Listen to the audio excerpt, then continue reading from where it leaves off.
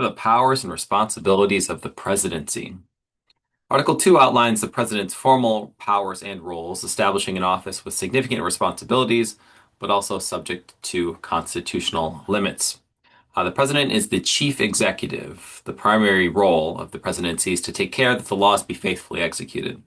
This involves overseeing the vast federal bureaucracy today, appointing heads of departments, cabinet secretaries, and other officials with Senate confirmation, and issuing executive orders to direct agency actions. This power to implement and enforce the laws is the core of executive power. The president is also commander-in-chief, supreme commander of the United States military forces. While only Congress can formally declare war, the president can command troops, direct military strategy, and initiate military action.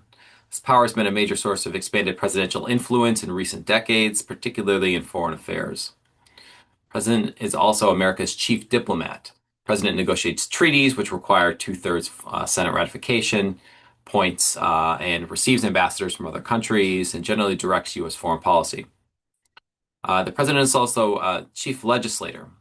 Although lawmaking is in Congress's domain, the president plays a key role. They can command and recommend legislation, often highlighted by their State of the Union addresses. They can lobby Congress, and most significantly, they wield the veto power to reject bills passed by Congress. They are a participant indirectly then, right? Presidents can also use signing statements, documents issued when signing a bill into law to indicate their interpretation of that law or parts they deem unconstitutional, potentially influencing implementation of those laws. The president also has judicial powers. The president appoints federal judges, including Supreme Court justices with Senate confirmation, and can grant pardons and reprieves for federal offenses. Beyond these formal powers, the president also serves as head of state, symbolic representative of the nation in ceremonies and international affairs. Think the Olympics, right?